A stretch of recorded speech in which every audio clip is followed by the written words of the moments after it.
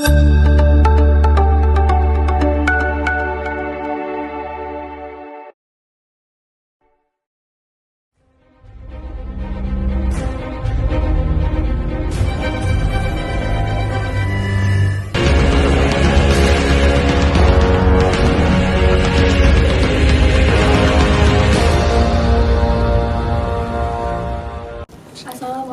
warahmatullahi wabarakatuh.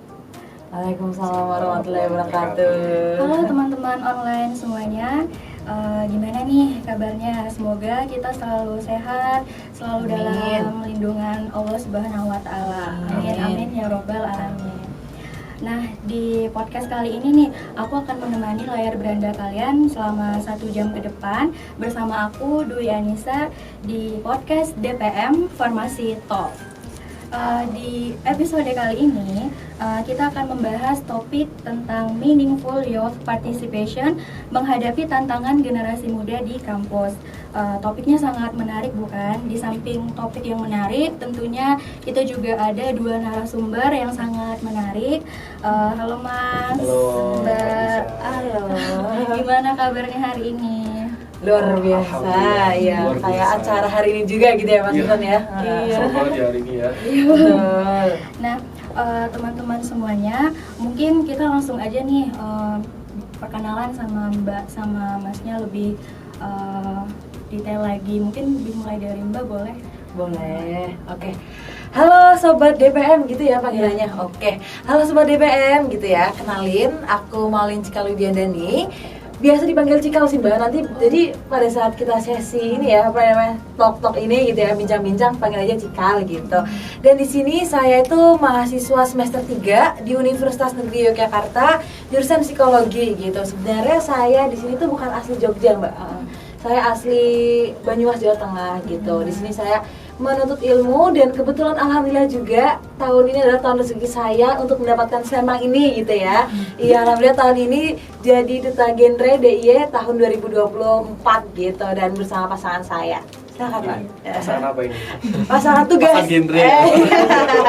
Betul. Oke, tadi ada Mbak Cikal, Mbak Nisa, dan aku ya, mengenalin namaku Yuswan Dwi Hidayat, biasa dipanggil Yuswan. Aku saat ini mahasiswa aktif, kita sama-sama di UNY, cuma beda prodi. Kalau prodiku di teknik sipil, Fakultas Teknik, dan masih semester 3 juga, sama-sama semester 3. Iya. Dan aku asli Jogja. Oh, asli Jogja. Nah, teman-teman DPM Farmasi, kayaknya kalau kita lihat-lihat nih Mas sama Mbaknya tuh ada bawa selempang gitu ya. Iya. Tulisannya ada Duta Genre DIY 2024. Nah, mungkin bisa dijelasin kali ya ke kita genre itu apa gitu. Mungkin Mas atau Mbak, mungkin dari Oke. Mas Yusman deh. Tadi kan lihat selempang ya. Di sini ada apa teman-teman? BKKBN. Terus Duta Genre DIY. Nah, genre ini tuh salah satu program dari BKKBN, Mbak Nisa. Program BKKBN yang murahnya untuk para remaja, para generasi muda. Jadi genre itu singkatan dari generasi berencana. Harapannya kita sebagai remaja tuh terencana gitu kan. Dalam terencana dalam hal pendidikan tentunya, kemudian terencana apa dalam hal berkeluarga dan melanjutkan karir tentunya. Seperti itu harapannya kita tuh juga peduli nih akan isu-isu masalah remaja yang banyak kan, tentang kesehatan mental, kemudian tentang apalagi sih kalau tentang pelecehan seksual kita juga Seks remaja. bebas. Seks bebas saat ini kan sangat marak gitu ya. Apalagi apa ya, sangat dilumrahkan tentang seks before marriage itu kan sangat apa ya, belum masuk nih di kita ini di Indonesia. Padahal kita punya dalam kaidah agama juga dilarang gitu kan. Nah, Married by accident. iya kayak gitu Nah, juga. itu akibatnya jadinya. Kita lebih apa ya, terjun ke masyarakat juga tentang BKR, Bina Keluarga Remaja. Itu kan salah satu apa ya, program BKKBN yang Bina Keluarga Remaja itu isinya para orang tua yang punya remaja. Kan banyak nih remaja yang apa ya, susah untuk deket sama orang tuanya. Nah, kita tuh bisa mengedukasi para orang tua ini tuh gimana caranya kita tuh orang tua ini tuh bisa apa ya, komunikasi terbuka dengan anak-anaknya. Remaja kan belum banyak orang tua tuh yang bisa saklek gitu sama anaknya gitu kan. Beda zaman, beda generasi mungkin ya. Jadinya mungkin akan penerimaan sesuatu hal tuh agak susah gitu sih. Jadi Gendra tuh lebih fokus untuk generasi remaja tuh. Betul. Oke, kalau dari Kak sendiri kayaknya disampaikan sama Mas Yuswan semuanya gitu ya. Namain aja genre gitu ya. generasi berencana gitu Mbak. Jadi mungkin banyak orang teman-teman yang asing gitu ya Mbak ya mengenai generasi berencana ini. Ya tadi udah disebutnya Mas Susan, genre itu apa ya namanya di bawah naungan BKKBN gitu ya. Nah di sini itu fokusnya kepada remaja Mbak. Iya, jadi merangkul remaja gitu ya, menjadi role modelnya remaja mungkin ya kalau duta genre gitu. Nah di situ tuh sangat aware dengan isu-isu remaja, isu-isu kesehatan mental, kita juga aware. Mungkin isu nanti mengenai mini youth participation. Nah itu juga salah satunya itu juga ibaratnya substansi genrenya juga gitu. Itu kayak gitu. Jadi generasi berencana ya maksudnya itu generasi yang terencana gitu ya Mbak, harapannya supaya kita tuh bisa menghidupkan, bisa menghasilkan generasi-generasi yang berkualitas itu kayak gitu. Karena kita sudah melewati beberapa transisi, terus juga yang pastinya kita tuh juga udah yakin, terus kita juga udah pedulilah dengan kesehatan-kesehatan seperti itu, kesehatan mental, kesehatan reproduksi dan sebagainya gitu. Terus semuanya untuk disiapkan untuk generasi emas tahun 2045. Iya, betul. Jangan jadi generasi ada tambahan C. Generasi cemas, bukan emas ya. Iya, harapannya genre seperti itu. Iya, jadi betul. Harapannya menjadi generasi yang berkualitas supaya bisa menghadapi dan siap menghadapi Indonesia emas di tahun 2045 gitu. Sebelum kita lanjut diskusi nih, pengen nanya-nanya gimana sih rasanya setelah menjadi duta genre DIY 2024? Jadi siapa dulu nih? Ya, dari Sandi dulu aja ya gantian. Seneng banget awalnya, nggak berekspektasi gitu ya. Awalnya tuh cuma pengen belajar aja di genre, berproses gitu. Akhirnya selama karantina, pembekalan sampai 2 bulan itu kayak kita tuh menemukan keluarga yang baru di situ. Bener-bener kita tuh kayak nggak ada kompetisi gitu loh. Kita akhirnya kayak semua tuh satu visi dan misi tuh kayak mau pengen belajar proses bareng di situ. Dan akhirnya di tahun ini bulan berapa itu? Juli ya Cika? Iya, kita tahu. 1 Juli diumumin, kita nggak tahu itu 5 besarnya siapa. Semua tuh masih ya tiba-tiba tiba-tiba oke. Itu tuh ternyata kita nggak menduga hal itu. Terus siap gak siap, harus siap itu juga. Terus belum menjadi juara 1 itu kayak bingung ini aku tuh mau mulai dari mana, soalnya PR-nya banyak banget. Apa yang perlu dipersiapkan di nasional tuh juga begitu banyak gitu ya Cikal. Ya, betul. Iya kayak gitu ya, namanya aja ya Mbak ya. Jadi tadi Yusan tuh udah menceritakan gitu, kita 2 bulan gitu. Kalau dari Cikal perasaannya sekarang itu wah luar biasa sekali gitu ya. Kita bisa dipercaya dan bisa terjun langsung ketemu remaja DI yang luar biasa, ketemu Mbaknya juga gitu ya. Jadi yang pasti kita tuh harus bisa adaptif gitu kali ya Mbak ya. Kayak manajemen waktunya itu kayak harus luar biasa. Kayak nanti kita juga berkaitan dengan mini youth participation di kampus gitu ya.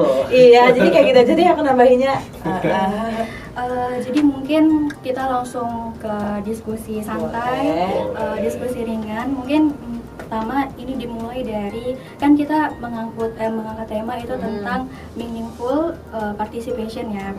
Jadi menurut Mas sama Mbak nih, apa sih makna partisipasi itu bagi mahasiswa di kampus, dan gimana sih hal tersebut itu mempengaruhi perkembangan dari diri mereka?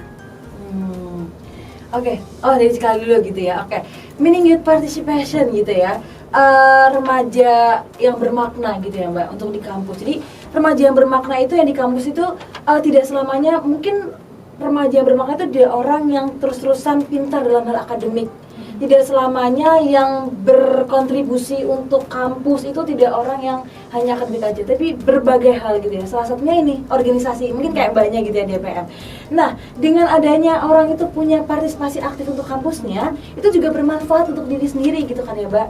Kayak orang itu bisa punya sifat kepemimpinannya oke, pastinya juga manajemen waktunya juga oke juga, relasi sosialnya gitu ya. Relasi sosialnya juga pastinya baik juga gitu. Jadi partisipasi gitu ya dalam mahasiswa itu sangat amat luas konteksnya. Kalau untuk diri kita sendiri pastinya itu bermanfaat banyak gitu ya Mbak. Pastinya juga kalau kita ikut organisasi, nggak organisasi di kampus aja, di luar kampus itu juga sangat bermanfaat gitu ya Mbak. Jadinya untuk kedepannya ketika kita menaiki transisi selanjutnya gitu setelah kuliah setelah pendidikan itu pasti kita akan bekerja, jadi kita udah siap akan hal itu gitu. Karena mungkin relasinya udah oke, manajemen waktunya udah oke, dan juga punya problem solvingnya oke, dan juga kepemimpinannya. Itu kayak Mas Susan. Kalau Mas Susan gimana ya Mas? Meaningful partisipasi kan artinya kan keterlibatan remaja yang bermakna. Betul. Artinya kita bermakna, emang setuju banget karena cikal kita nggak harus jadi mahasiswa yang berprestasi, itu juga bisa bermakna, atau juga dalam kegiatan hal mengikuti organisasi. Saat ini kan pemuda sekarang atau lagi mahasiswa sekarang tuh kayaknya susah ya untuk join organisasi. Mungkin ada beberapa yang udah kayak keberatan di dalam bidang akademiknya, kayak udah ini susah untuk kerjain tugas dan sebagainya. Akhirnya mereka memberikan keputusan untuk kupu-kupu, kuliah pulang, ya seperti itu. Siapa di sini yang kuliah pulang gitu ya? Nanti komen aja di kolom chat gitu ya, Mbak, biar rame gitu ya. Lalu partisipasi mahasiswa untuk organisasi kan bisa melatih untuk life skill ya kan Mbak, komunikasinya juga dilatih, public speakingnya, terus relasinya juga banyak kan, ya kan. Nah mulai dari situ kita bisa belajar dari organisasi ini untuk menjadi salah satu partisipasi mahasiswa yang aktif di kampus gitu. Ya berarti ini harus balance ya Mas. Akademiknya ada, non akademiknya ada. Kemudian kan kita udah bahas nih tentang makna partisipasi tadi. Pastinya itu punya tantangan tersendiri dong bagi seorang mahasiswa.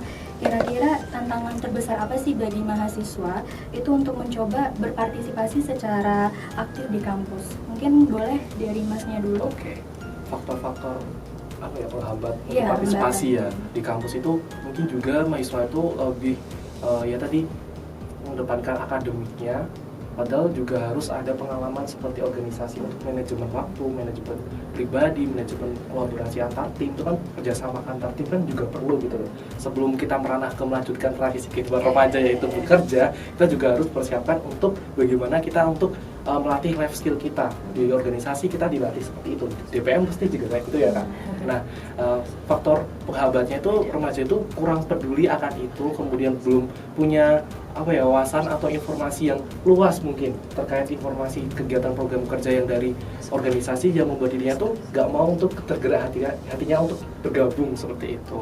Dan faktor penghambatnya mungkin finansial juga bisa ya. Dia kan sering rapat gitu kan juga menghabiskan tapi nggak apa-apa kan, pengalamannya juga lebih banyak kan gitu.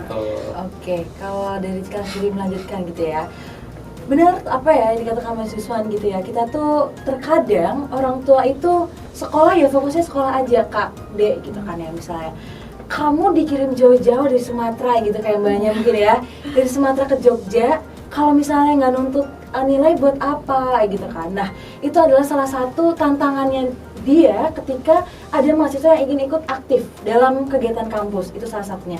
Yang kedua, mungkin kurangnya dukungan dari lingkup sosialnya, dari pertemanannya gitu ya, dari mungkin kan circle zaman sekarang gitu ya Mbak ya, mungkin circle-nya itu yang kurang terbuka akan hal itu gitu. Jadi mungkin ketika kita mau ikut organisasi ala buat apa, yuk mending main sama kita. Nah itu adalah kurangnya dukungan sosial dari teman-teman. Terus juga mungkin itu karena kurangnya dukungan dari pihak kampus. Karena terkadang tuh juga kayak orang kampusnya aja katanya susah cairin dananya, di ini susah gitu ya. Ya mohon maaf gitu ya, tapi kan kita bicara realistis aja gitu ya. Iya. Nah, terus juga itu jadinya mereka tuh terkadang tuh kayak nggak mau deh, orang kampusnya juga kurang mendukung gitu.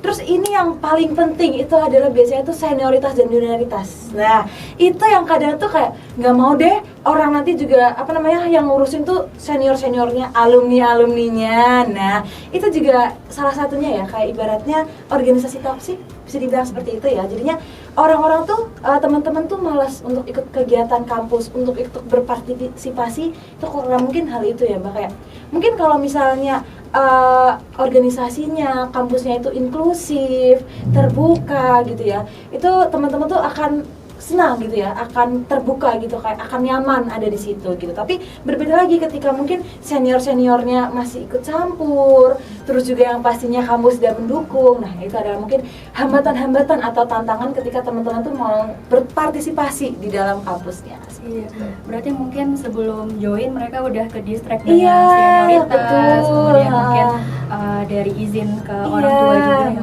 Biasanya kan tuntutan dari senioritas tuh kayak di zamanku kayak gini, apa sih? Iya. Apa kontribusi kalian di tahun kalian? Apakah harus lebih baik lagi, kan jadi kayak terpressure untuk lebih baik, kan akhirnya semua energinya tuh juga habiskan ya Mbak, takutnya gitu. Iya.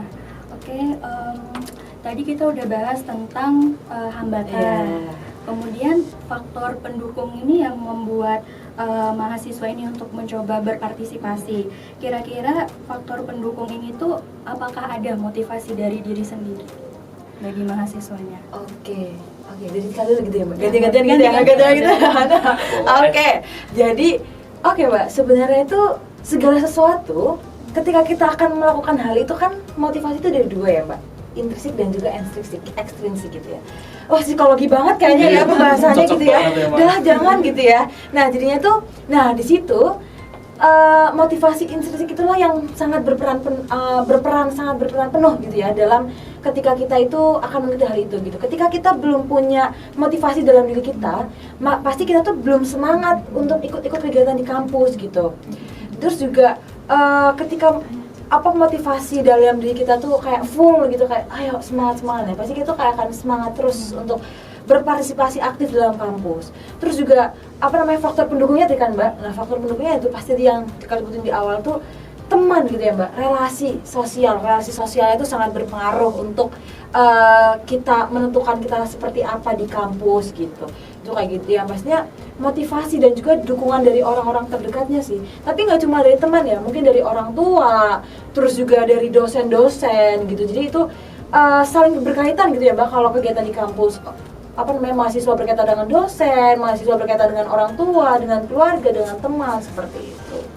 Oke, mungkin sedikit mengutip ya dari yang Mbak bilang tadi. Ini kan juga faktor penghambatnya izin dari orang tua juga. Ini mungkin teman-teman ada yang stray parents kali. Kira-kira gimana Mbak buat buat kita izin nih, karena kan kadang organisasi kita nggak menentu sampai pulang malam terus gitu ya. Iya, kira-kira gimana untuk menghadapi atau solusinya seperti apa gitu? Mas atau Mbak mungkin dari aku pribadi ya, mungkin teman-teman bisa mulai untuk komunikasi terbuka dengan orang tuanya. Mungkin kan kayak ngabarin setiap hari, setiap kali waktu. Kira-kira baru ngapain, kemudian dengan siapa aja, itu salah satu agar diizinin gitu sama orang tua. Kemudian ada manfaatnya apa sih kita di situ, rapat ini manfaatnya untuk segala macam gitu kan, bisa dikomunikasikan orang tua. Jadi kayak orang tua yakin, oh ternyata anak tuh nih kegiatannya positif, ada manfaatnya. Mungkin dari situ bisa diizinin seperti itu sih kalau saya. Iya, mungkin namanya segitu ya Mbak, karena dulu Cikal itu orang tuanya tuh juga strict gitu ya bisa dikatakan. Jadi dari SMP Cikal tuh alhamdulillah udah aktif kegiatan, dan kalau misalnya maghrib belum pulang tuh udah diteleponin sama orang tua gitu, jadi curhat. Kayaknya orang tua saya kalau ini nanti ketawa-ketawa sendiri deh Mbak. tapi kita sama nggak? Oh sama, oke. Karena sekarang tuh di sini kita tuh masih manusia, orang-orang strict gitu ya. Nah jadinya kita harus lihat gitu ya. Jadi awal-awalnya Cikal tuh yaitu komunikasi terbuka gitu ya Mbak. Cikal tuh ngeyakinin orang tua bahwasanya apa yang Cikal itu tuh positif gitu. Terus juga kita tuh selalu ninggalin nomor guru mungkin yang bisa dipercaya gitu. Jadi ketika semisalnya maghrib belum pulang ya, mungkin nanti ketika saya HP-nya off, HP-nya mati atau apapun tuh orang tuh bisa menghubungi orang lain lagi gitu. Saya kayak guru, teman dekat dan sebagainya. Jadi itu orang tuh percaya, dan orang tua tuh jadinya tuh tenang gitu kan di rumah, anaknya kegiatannya positif kayak gitu. Terus juga kalau saya tuh tipikal orang yang 24/7 ngabarin gitu ya Mbak. Kalau itu Cikal pasti selfie sama orang-orang yang kita ngabarin. Lalu sama siapa? Itu salah satu cara kita tuh kayak mengambil hati orang tua biar kita diizinkan gitu. Jangan sekali diem-diem atau delik-delik. Iya. Siapa yang suka delik-delik? Jadi itu lebih baik itu komunikasi terbuka daripada kita tuh kayak ngumpet-ngumpet, bilangnya ke kampus tapi kita main ke pantai. Itu gitu siapa kan. itu? Jadi kalau orang tua udah nggak percaya kan jadinya kan kayak kalau kita itu udah nggak dipercaya lagi ya Mbak. Lebih baik itu komunikasi terbuka aja gitu. Intinya selain kita komunikasi terbuka sama orang tua, kita juga harus yakin sama diri kita sendiri juga. Betul. Oke, mungkin tentang lingkungan kampus nih. Iya. Pasti itu juga berperan aktif dong. Kayak gimana sih cara menciptakan lingkungan kampus yang inklusif? Menurut Mbak sama Mas itu seperti apa? Kalau dari aku pribadi, kampus itu kan dituntut untuk akademik ya tentunya ya. Kemudian di organisasi juga ada program kerja. Nah, di situ kan pasti banyak para mahasiswa tuh stres gitu ya. Stres kan. Nah, gimana caranya organisasi itu bisa mengamankan untuk apa ya, kesehatan mentalnya. Aware peduli kesehatan banget. mental, Nah, oke. dari situ mungkin bisa tergerak untuk bisa saling support nih. Ya kan, biar nggak toksik atau kayak gitu ya Cika. Dan membentuk organisasi yang inklusif tuh mungkin bisa dimulai dari situ. Iya. Oke, juga melanjutkan ya, Mbak. Inklusivitas. Berbicara inklusivitas kan keberagaman ya, Mbak. Keberagaman entah itu kita tidak inklusivitas itu tidak hanya memandang teman-teman disabilitas aja gitu ya, Pak. Tapi keberagaman entah dari suku, budaya, ras dan sebagainya nggak mungkin disebutin gitu ya, Mbak ya. Nah, jadi cara mendukung kampus untuk menjadikan kampus inklusivitas tuh kita mungkin bisa mengadakan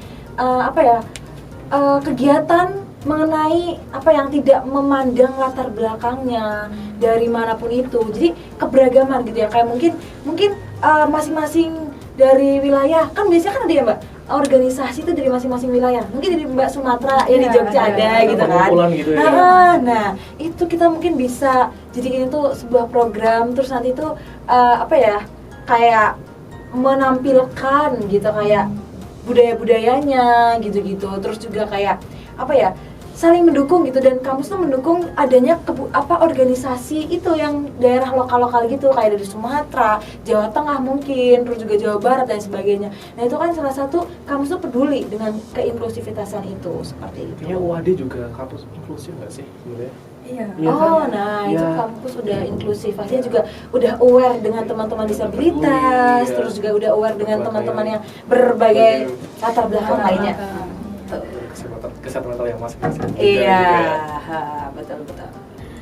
Kalau misalnya kita bicara sama lingkungan kampus nih, selain ada mahasiswa kan ada dosen, kemudian ada pengelola kampus. Gimana cara kita menciptakan komunikasi yang lebih baik lagi nih antar dosen, pengelola kampus. Kadang kan mahasiswa sekarang tuh takut gitu ya, Mbak. Nah, kira-kira itu gimana komunikasi yang baik itu yang seperti apa gitu? Mungkin Mas Yoswan. Komunikasi yang penting kan di organisasi kan juga melatih untuk kepercayaan diri ya. Nah, mau nggak mau kalau kita udah komitmen di awal, kita kan kalau ujian organisasi jangan sekali-kali ikut teman-teman. Ikut temennya. FOMO kan, kita Gen Z ini kan FOMO banget ya. Bapak ikut temennya ikut sana, ikut gitu. Kayaknya organisasi ini menarik karena dia ikut aja, padahal belum tentu sesuai passionnya kan. Nah, gimana udah komitmen itu tadi, terus kita belajar kepercayaan diri, kemudian kalau udah ketemu ranah dosen dan sebagainya, pasti diajarin tuh sama koordinatornya mungkin gimana caranya. Dari situ kan kita bisa belajar untuk membangun kepercayaan diri tuh, dari situ juga bisa tuh komunikasi gitu ya. Komunikasi kan dua arah gitu ya Mbak. Komunikasi yang baik itu komunikasi yang dua arah gitu ya. Jadi sebaiknya itu mahasiswa dengan dosen itu mungkin kan pastinya di setiap Ormawa gitu ya, organisasi mahasiswa itu pasti ada dosen pendamping.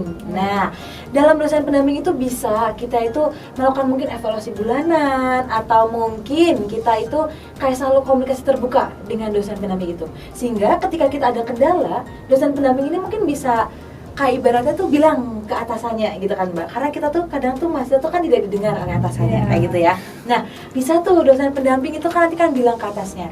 Nah, disitulah muncullah komunikasi yang terbuka gitu. Jadi kita akan melakukan kegiatan apa, seperti ini, dan yang pastinya kita sebagai mahasiswa itu ya jangan kayak ngedadak gitu ya Mbak ya. Kayak tiba-tiba, Bu, di bulan ini kita mau ini nih. Nah, kita tuh komunikasinya tuh yang enak aja, yang lancar. Kita dibuat nyusun timeline, jadinya dosennya tuh sama-sama enak gitu ya. Karena mahasiswa disibukkan oleh tugas, dosen juga sibuk oleh tugas juga mungkin ya Mbak ya. Jadinya kan biar sama-sama enak gitu. Jadinya tuh ada komunikasi terbuka, ada komunikasi dua arah gitu. Jadinya tidak ada terjadinya miskomunikasi antara mahasiswa, dosen dan juga pihak birokrasinya mungkin seperti itu. Pengalaman banget ya Cikal. Pengalaman banget. Organisasi di kampus sangat dari aku gitu. Belum masih belajar, sama-sama belajar kita Mbak. Iya. Selain itu nih Mas Mbak, jadi kan kita di lingkungan kampus kan gak hanya fokus ke kampus aja dong, pasti kita juga paham nih isu-isu sosial, isu-isu politik, entah itu di lingkungan kampus atau mungkin di lingkungan bermasyarakat. Karena kan kita sekarang udah di era 5.0, 5.0, ya dimana kan itu mengangkat society ya. Jadi gimana cara mahasiswa ini bisa berkontribusi baik di lingkungan kampus atau mungkin dalam bermasyarakat gitu. Oke. Dalam kalau berbicara mengenai isu sosial dan politik gitu ya Mbak, banyak sekali mahasiswa-mahasiswa itu aware akan hal itu sih kalau kata saya. UAD juga UN-nya juga itu pasti aware akan hal itu. Nah, salah satunya itu caranya itu pasti itu tuh ketika kita habis ada bencana ya, Mbak. Pasti tuh banyak sekali poster pray for tsunami mana, pray for banjir mana. Itu salah satu bentuk kepedulian, salah satu bentuk mahasiswa itu peduli akan isu-isu sosial pada masyarakat gitu. Terus juga banyak sekali mahasiswa-mahasiswa itu yang di lampu merah, terus juga kayak ngamen nyanyi bersama untuk hal itu disumbangkan ke teman-teman yang sedang terkena bencana gitu-gitu. Nah, itu adalah salah satu bentuk mahasiswa, bentuk kepedulian mahasiswa untuk masyarakat. Terus juga pasnya itu mungkin kalau misalnya di DPM tuh ada divisi sosial masyarakat atau sejenisnya, pasti ada namanya pengabdian. Nah, itu sekarang kan banyak banget ya, Mbak. Iya. Orma-orma itu ngabdi ke masyarakatnya. Itu juga salah satu bentuk mahasiswa itu peduli dengan isu sosial, isu juga peduli dengan masyarakat seperti itu. Kalau berbicara mengenai politik ya, pasti itu sangat ini juga ya, Mbak. Secara tidak langsung postingan-postingan di Instagram kayak misalnya menolak gitu kan, menolak ini. Nah, itu juga termasuk salah satu bentuk kepedulian kita terhadap isu politik gitu kan. Terus juga turun langsung ke jalan gitu ya untuk demo dan sebagainya. Iya, itu juga salah satu bentuk kepedulian mahasiswa mengenai dalam isu-isu politik. Gitu aja sekali. Gimana ya, Sani? Ya. Kayak udah lengkap banget ya. Udah lengkap banget. Kali ini aku setuju banget tentang pengabdian masyarakat. Masyarakat tuh suka banget kalau kita tuh di kampus gitu. Betul. Ya. Udah terjun langsung ke masyarakat tuh kayak seneng banget gitu kayak ada perubahan apa sih yang bisa kita dapatkan dari mahasiswa gitu. Iya, kan. betul sekali. Dan harapannya tuh kampus juga mendukung ya kalau ada kegiatan pengabdian masyarakat. Oke, mungkin ini kayaknya pertanyaan terakhir nih, Mas. Gimana nih menurut Mas sama Mbak sebagai duta genre, harapan apa sih yang diharapkan untuk perkembangan partisipasi bagi generasi muda di masa mendatang? Mas Jual dulu, Mas. Iya.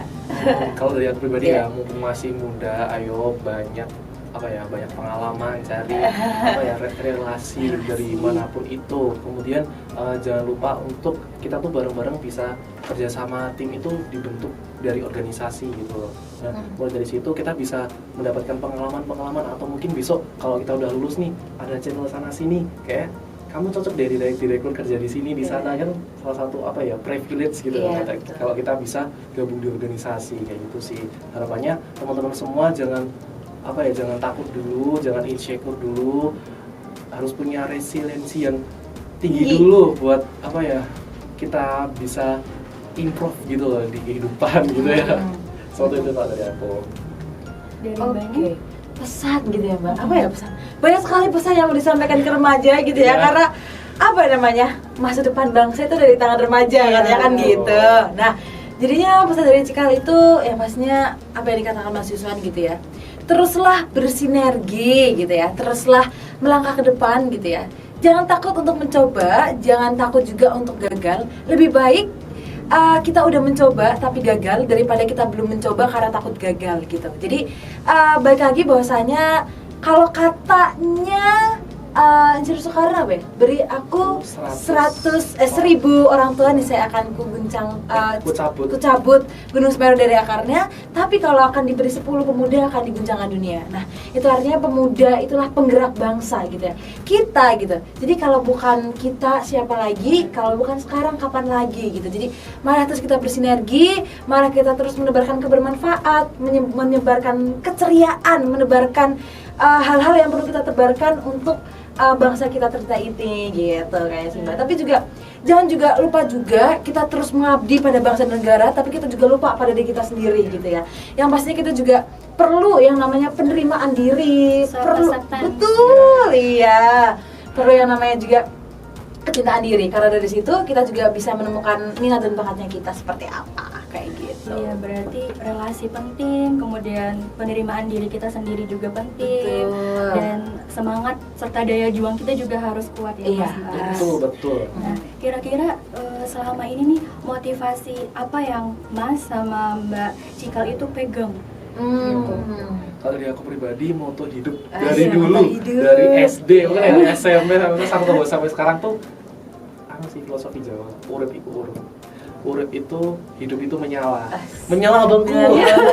Kayak iya ya, ini Gen Z banget ya kayaknya ya Mbak ya. Selalu ada tren TikTok menyala abangku gitu. Boleh. Itu artinya tuh dalam. Dalam. Gimana itu Mas? Itu tuh bisa kita hidup itu bisa memiliki bermanfaat untuk masyarakat luas bagi orang lain gitu loh. Dan kita kan juga apa ya, kalau dari aku pribadi kan salah satu remaja dari desa gitu lah. Terus akhirnya aku nekat untuk bisa di Duta Genre. Apa sih bermanfaat apa yang bisa aku kasih untuk aku dari desa ini, apa yang untuk teman-temanku desa itu sih.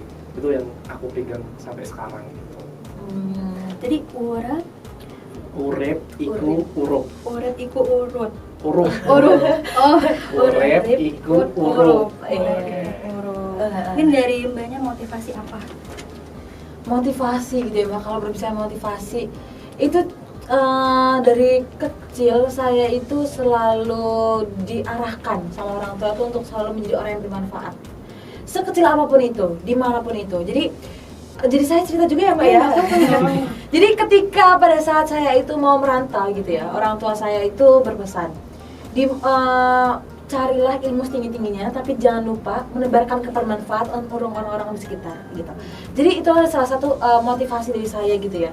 Ketika saya ini udah bisa menebarkan kebermanfaatan orang, bisa memberikan senyuman, kebahagiaan untuk orang, itu juga salah satu kayak tujuan hidup saya tuh udah tercapai gitu Mbak, menyenangkan orang-orang gitu. Jadi motivasinya pastinya kita tuh kayak bermanfaat lah untuk orang gitu. Jadi buat apa kita hidup punya segalanya tapi kita tidak bisa bermanfaat untuk orang sekitar, tidak bisa melek untuk teman-teman sekitar, tidak bisa merangkul teman-teman sekitar, kayak gitu aja sih Mbak.